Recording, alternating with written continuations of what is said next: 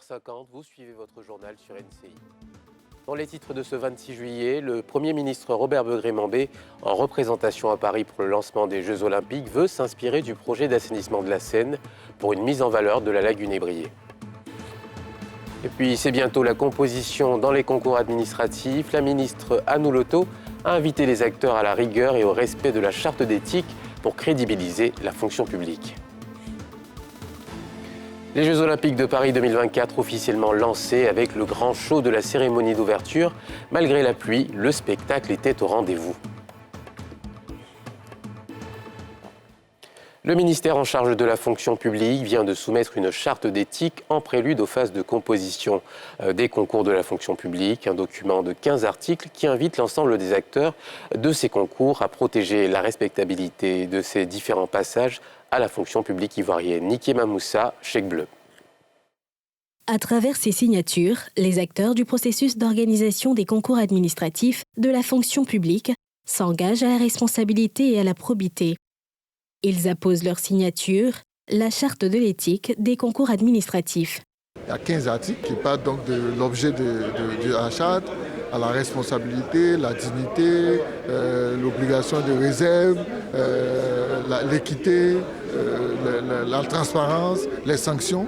La charte reprend les principes qui doivent organiser le concours de la fonction publique. Donc tous les acteurs doivent s'approprier ces principes-là. Issus de différents corps professionnels, les acteurs se sont engagés à respecter les règles et les principes de cet outil de gestion. Au nom de tous les acteurs, vous dire que nous nous engageons sans réserve à respecter strictement la charte, j'allais dire dans son entièreté. À son tour, la ministre d'État, ministre de la fonction publique, a instruit ses acteurs à être des ambassadeurs de bonne gouvernance durant ces concours administratifs. Être en responsabilité dans l'organisation des concours, ça doit être un sacerdoce. Et donc je veux compter sur chacune et sur chacun d'entre vous. Le gouvernement compte sur vous. Le président de la République compte sur vous. Parce que les Ivoiriens comptent sur le gouvernement. Il faut que les Ivoiriens soient en confiance dans le cadre de l'organisation des concours administratifs. Cette opération est en prélude à des phases de composition des concours administratifs qui sont lancées depuis le 24 avril par Annou Loto. Pour rappel, les phases de composition se dérouleront du 17 août au 27 septembre et les résultats du 10 septembre au 5 novembre 2024. En représentation officielle à Paris, où il a pris part au lancement des Jeux Olympiques 2024, le Premier ministre Robert Begré-Mambé a rencontré la maire de Paris, Anne Hidalgo.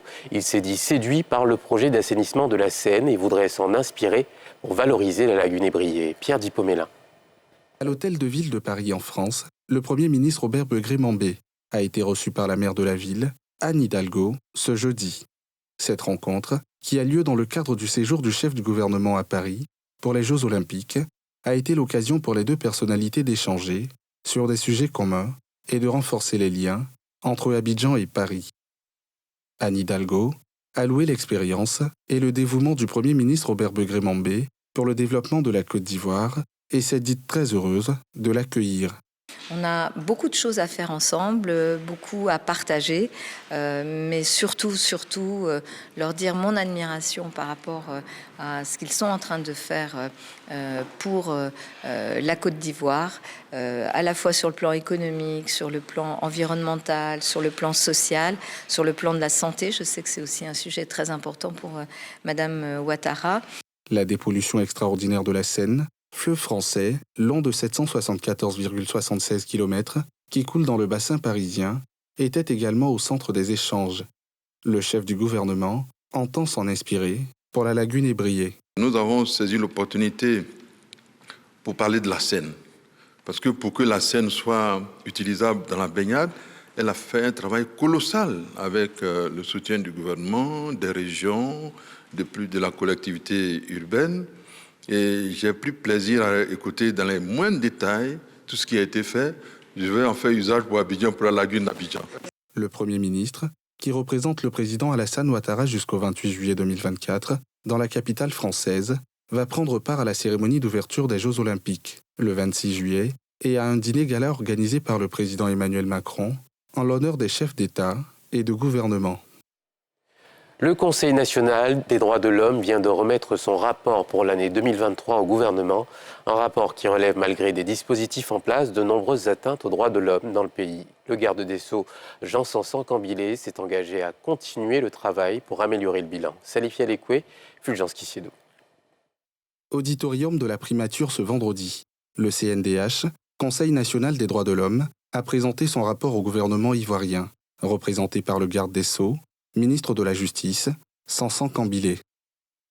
Dans ce traditionnel rapport, présenté en 3 parties, plusieurs sujets ont été passés en revue. Les questions économiques, l'éducation, la santé entre autres.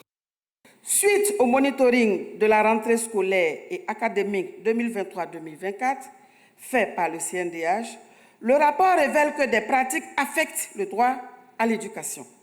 Au secondaire, dans la Convention de concession du service public de l'enseignement au secteur privé, l'État précise que les frais d'inscription sont fixés à 120 000 francs pour le premier cycle, 140 000 francs pour le second cycle et 175 000 francs pour l'enseignement technique. À la pratique, les parents payent entre 160 000 dans certains établissements, voire 360 000 dans d'autres. Concernant les grossesses en cours de scolarité, au cours de l'année 2023, le CNDH a documenté de septembre 2022 à avril 2023 3 588 cas dans les établissements scolaires. Ces grossesses entraînent des conséquences non seulement sur le parcours scolaire des filles, mais également sur le plan social, économique et de la santé. Sur la cherté de la vie, le CNDH a observé une inflation qui a eu des effets sur la jouissance des droits de l'homme. Pour sa part, l'émissaire du gouvernement Sanson Cambilé a rassuré la présidente du CNDH quant à son engagement à toujours œuvrer pour la promotion des droits de l'homme. Le rapport annuel 2023, dont vous m'avez fait parvenir une copie, m'a permis de relever les défis auxquels vous avez été confrontés au cours de la période sous revue. Je voudrais vous assurer et vous adresser les félicitations de son Excellence, Monsieur le Président de la République, à vous-même, ainsi qu'à tous les membres de la Commission nationale des droits de l'homme, pour votre engagement.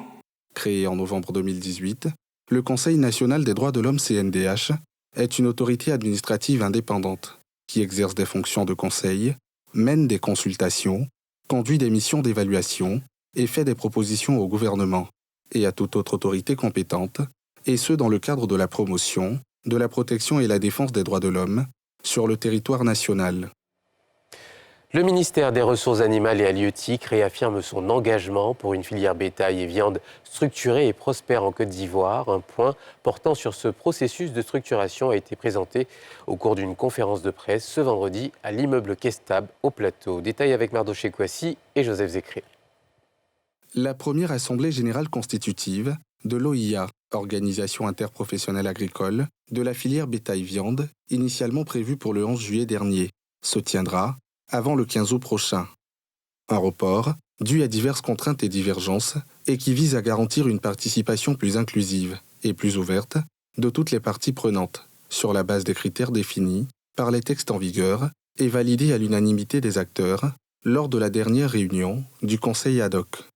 Le DOPAF, directeur des organisations professionnelles et de l'appui au financement du ministère des Ressources animales et halieutiques, a donc réaffirmé l'engagement du ministère à accompagner ce processus jusqu'à son aboutissement.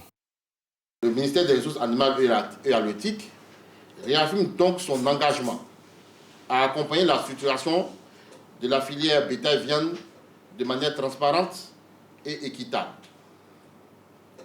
Nous continuons à travailler en étroite collaboration avec toutes les parties prenantes pour garantir que le processus de mise en place de l'interprofession est inclusif, participatif et bénéfique pour l'ensemble du secteur.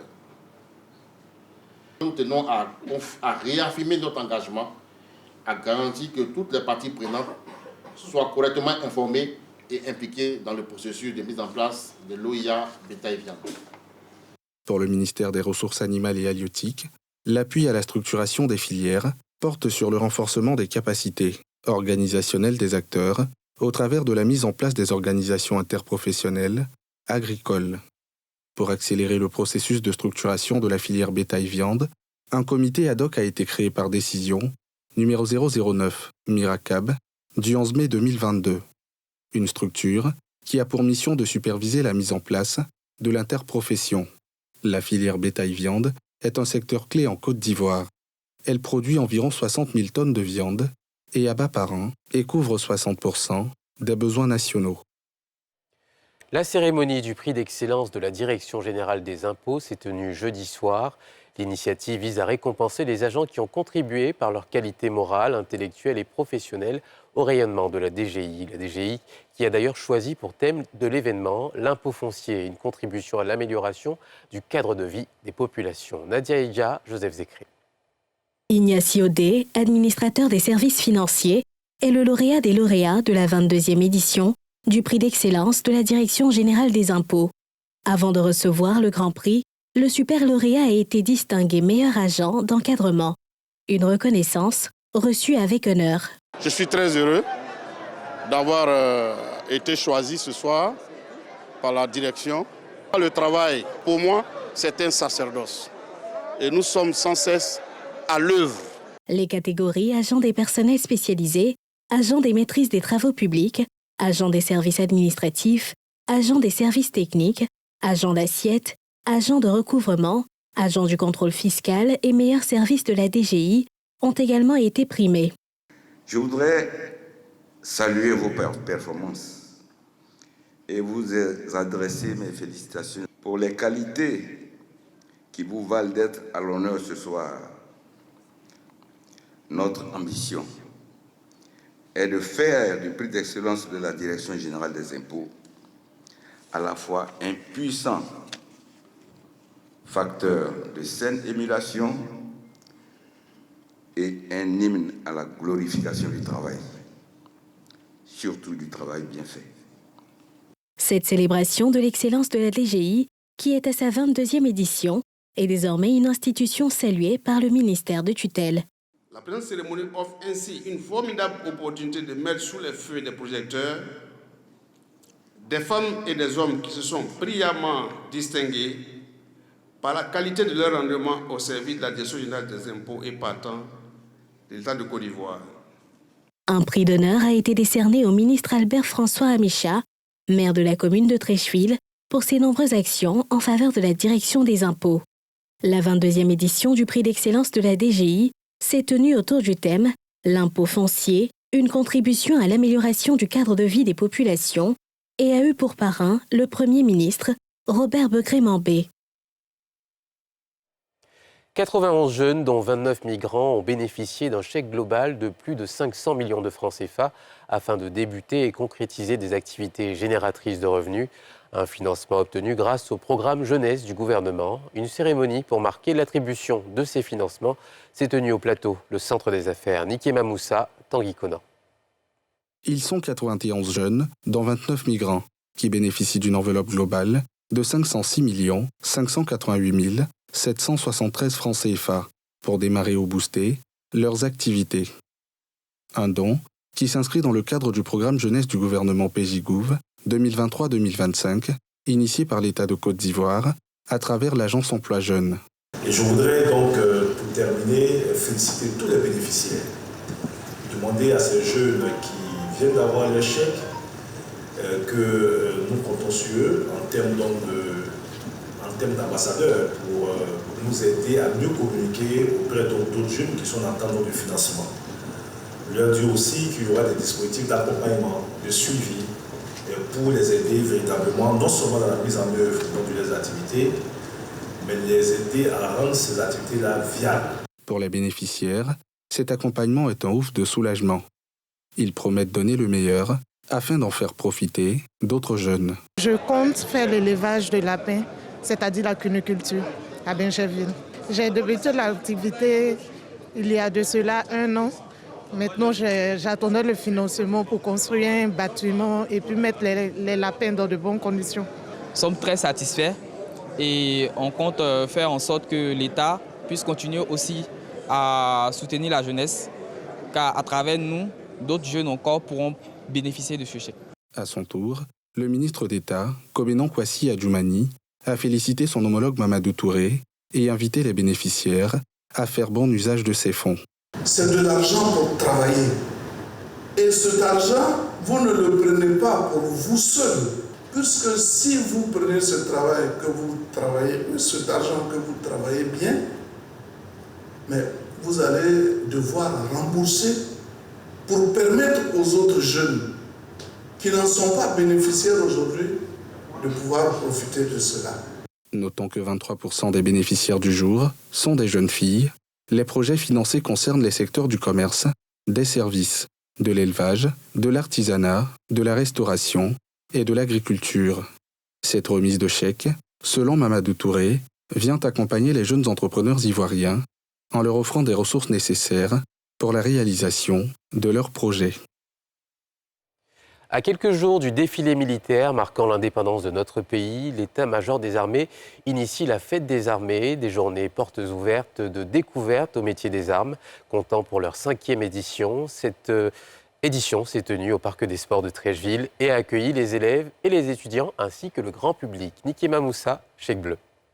Pour venir aux sapeurs-pompiers, il faut avoir non seulement des capacités intellectuelles, mais ce corps aussi demande des capacités physiques.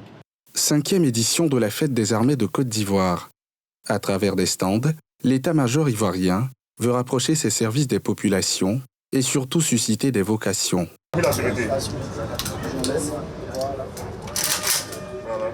La première journée de ces portes ouvertes est dédiée aux élèves et étudiants des lycées d'excellence. Les forces spéciales sont des unités hautement qualifiées et équipées pour mener à bien des opérations de sauvetage, des opérations d'action directe et des opérations d'assistance humanitaire. J'aimais plus la force spéciale parce qu'ils étaient totalement ordonnés et c'était un peu plus... c'était comme une surprise parce qu'ils sont un peu plus différents des autres et ils sont totalement bien organisés. Au-delà des vocations, c'est un nouveau visage de l'armée ivoirienne que découvrent les élèves. Ah ouais, je pensais qu'ils étaient les médecins après la mort en fait. Parce qu'ils venaient toujours en retard. Pour moi, c'était pas le cas en fait. Ils font beaucoup pour la population, ils nous aident, ils nous défendent, en tout cas. Nous ne savions pas qu'il y avait des militaires, médecins, docteurs, pilotes et tout ça. Ce fut une véritable découverte pour nous. Deuxième jour des portes ouvertes et toujours la même ambiance. Cette fois, avec le grand public. Il y a d'abord le métier de luthier, c'est-à-dire quelqu'un qui répare les instruments, qui les maintient en condition. Notre coup de cœur, c'est Rebecca, l'une des 4 femmes pilotes d'engins blindés de cette unité. J'ai aimé l'armée, c'est ce qui m'a motivée de rentrer dans l'armée. Lorsque je suis rentrée dans l'armée, comme j'ai vu le blindé, ça m'a plu, je suis rentrée. C'est chic, tu représentes ton pays, donc c'est intéressant. Assemblage d'armes, test de tir, visite de stands des différents corps de l'armée, tout est mis en place pour attirer le public.